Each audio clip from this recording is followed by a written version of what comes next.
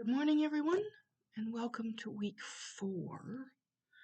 Last week I called the week 2 when it was really week 3. I just messed up. What am I going to say? So anyway, welcome to week 4. Um, I have some information first of all, and I know we're very behind, and I'm not absolutely sure I'm going to be able to pedal through this. There's so much material about this book and about Jane Austen that it's infinitely interesting.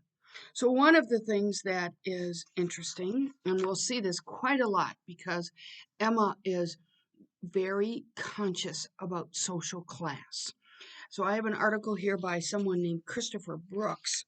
I'm not even sure I know where this one came from. Um, I think he had his own book.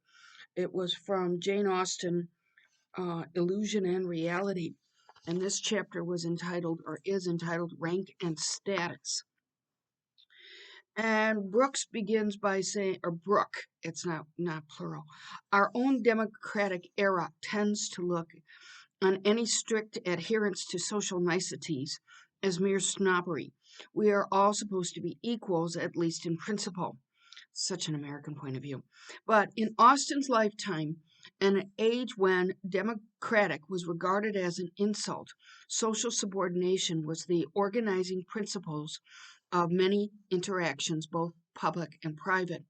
Thomas Jefferson's declaration that all men are created equal, written before Austen turned 1-year-old, was tremendously controversial. That is not to say that the class system was rigid.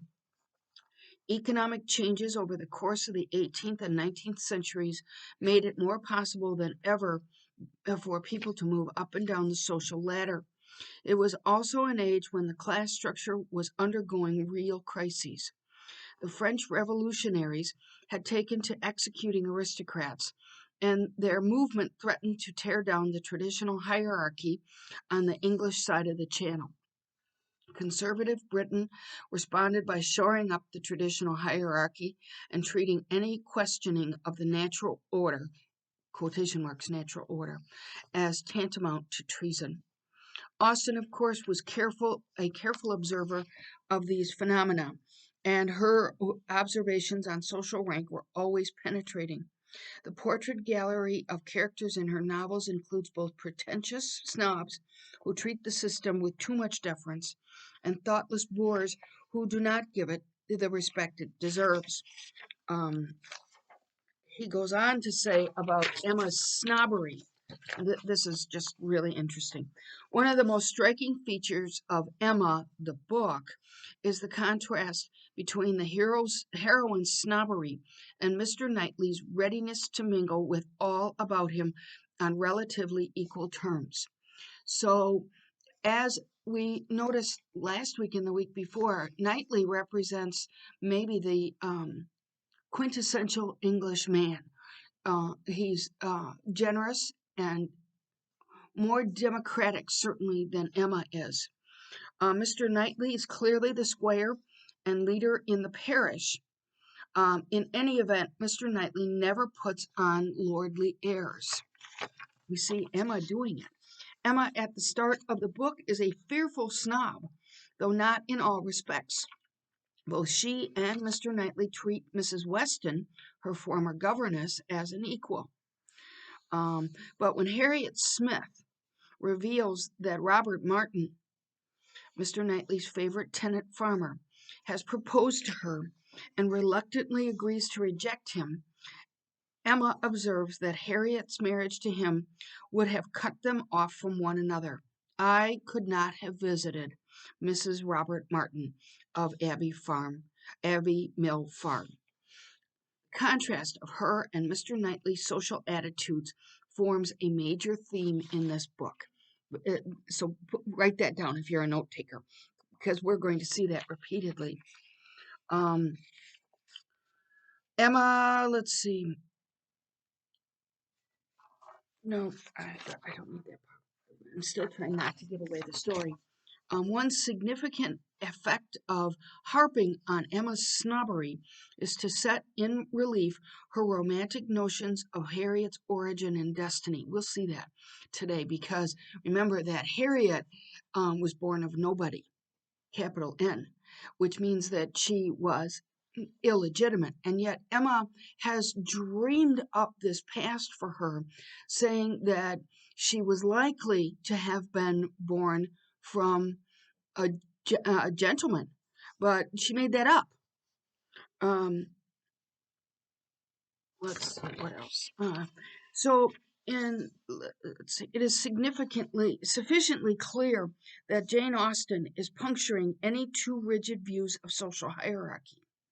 Some critics have seen her as a social revolutionary, but it is hard to find much connection between the tiny, peaceful social world of Highbury and the storming of the Bastille. Others have seen her as a subtle defender of the status quo. In any literal sense, this is equally improbable. Her remorseless satire on human folly and wickedness continue. The truth is that the issue of hierarchy versus equality is as old as the recorded social history of human race. Um, that is indeed one of the thematics of this book. Um, It is possible for women of fortune in Jane Austen's time to hold positions of wealth and independence. And Emma does have that. She is so much superior to her father in intelligence and initiative that she can do pretty much what she likes. The real evils indeed of Emma's situation were the power of having rather too much her own way and a disposition to think too little too well of herself. That's how we begin the story. Jane Austen herself had only too clear a view of the disabilities of women in her age, but that did not lead her to present independent women in altogether too favorable a light. So Emma is in. She's the mistress of the household. She's been the mistress of the household since she was a teenager when her sister went and got married. And um, but later on, we'll see there's such a considerable contrast between the intellect of Emma and that of Isabel. No, Isabella. I keep calling her Isabel because of my dog Isabel. Um, Jane knew about estates and wills. We'll see this in a few chapters. Her brother Edward was a rich country gentleman, but he had 11 children and so little to spare for his impecunious mother and sisters, though he did settle them comfortably. But their will gave no direct benefit to their poorest relations, a discovery which Jane, now terminally ill, received with undisguised bitterness. That's just a background about Jane. Let's see.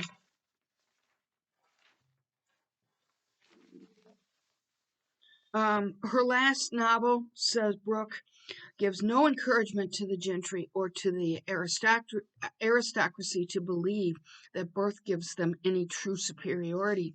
What, after all, had birth given her? To Jane. She was a poor relation all her days, and it was not birth, but the happy accidents of human relations which had made her brother Edward the squire of Godmersham and I think it's Godmersham and Chawton. It was her talents alone which have set her in a place of honor above all the lords and ladies, and right reverends and wrong reverends, above the Prince Regent himself, as the first citizen of Regency England. So, um, what's the bottom line? The bottom line is that Jane does indeed skewer members of a social class for rigidly sticking to it. And Emma rigidly sticks to it as she is progressing through the evolution of Emma. Another very interesting article. I'm telling you, I get so stuck in this research that I don't know where to stop. But this one's really good. This is entitled Discourse in Emma, the long and short of it. That's worth remembering. This is by Deborah Knuth Klenk, who is a professor of English at Colgate University. She has degrees from Smith and Yale, so she's kind of a big deal. So she says, I've been studying how Jane Austen's character's verbal style identifies who is right thinking and who is wrong headed, and sometimes even simply who is morally good or bad. In Emma the book, and now we have to differentiate because Emma the person, Emma the character, um, is in the book and is often getting skewered. In Emma the book, the most egregious examples of bad speech, diction, tone, and the like are Mrs. Elton, and we haven't gotten to her, but just remember that she's we get a lot about her characterization from her speech. Emma herself is not immune to errors of diction, like her pompous categorization of Robert Martin as one of yeomanry. Remember that? Pompous, says this writer. And while she pounces upon Mrs. Elton for patronizing Jane Fairfax by using her Christian name, she never seems to consider how she herself addresses Harriet.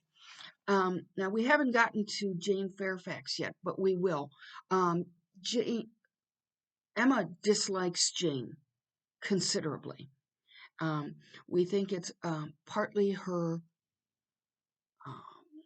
lack of maturity and also her jealousy, because when we see Jane Fairfax, she is someone that Emma should have befriended, because there's not very many characters in her realm who are her intellectual equal, her social equal, and a woman. So let's see, Emma is a remarkable exercise in the elegance of simplicity and neatness in conversation. So pay attention as we're going through here to the structure of dialogue. And you will see that Mr. Knightley and Emma often have exchanges that are straight to the point. They are no nonsense, and that is a characterization of Mr. Knightley himself. But their speeches, they don't use superfluous syllables. In my reading, the perfect mutual understanding in these short speeches virtually announces that these characters are. I can't say that. Let me give it away. The contrast between Emma and Mr. Knightley's straightforward exchange and much of her other dialogue in this text is forcible. It so happens that Emma's next conversation takes place in John Knightley's carriage with Mr. Elton. Here's the contrast. It's between Mr. Knightley and Mr. Elton. Mr. Knightley, as you know, is straightforward and to the point. He is not shy about criticizing Emma's, for example, her treatment of Harriet. He thinks that she's just using Harriet, which she is. But Mr. Elton, on the other hand, often says things like, exactly so. And that phrase will appear again and again and again. He doesn't ever say much of anything, but will agree with that phrase, exactly so. In Austen's free, indirect rendering of his speech, Mr. Elton has used almost every extant cliche in the stock vocabulary of marriage proposals. Brevity in speech and writing is one of the most reliable, distinguishing characteristics of Jane Austen's unequivocally good characters.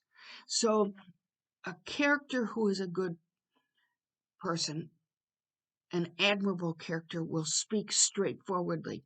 But you will notice that I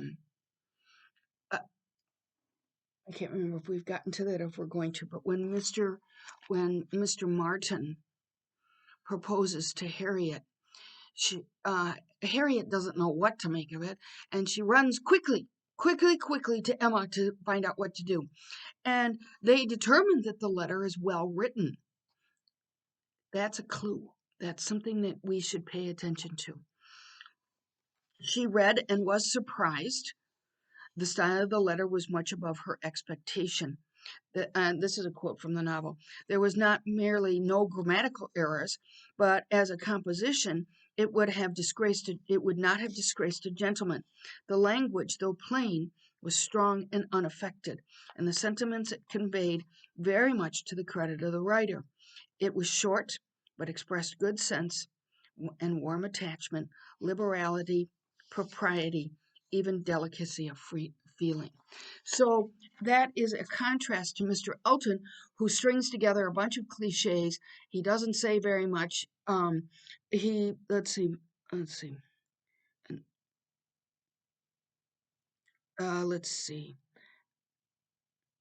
The compliment to this scene is not long in coming. Harriet's next bit of literary criticism concerns Mr. Elton's charade. Remember, that's that little uh,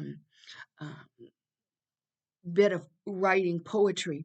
I do think it is, without exception, the best charade I've ever read, and it is long again, as almost as we have had before. So this author says, "Oops, wrong again." Emma understates the case. Though I, Emma says, I do not consider its length as particularly in its favor. Such things in general cannot be too short. There was, at the time, the style in writing was to get to the point and be short, which is why that letter from Mr. Martin to Harriet so emphasized the point that it was short. Such things in general cannot be too short, says Emma. Emma had lapsed into truth telling for once, says the author, but Harriet was too intent on the lines to hear. She was busy putting together what may be the only independent thought she utters in the whole novel. She says, it is one thing um, to have very good sense in a common way like everybody else, and if there is anything to say, to sit down and write a letter and say just what you must in a short way, and another to write verses and charades like this. And the point is that Mr. Elton's charade was just a lot of verbal drivel, if you could say so. um,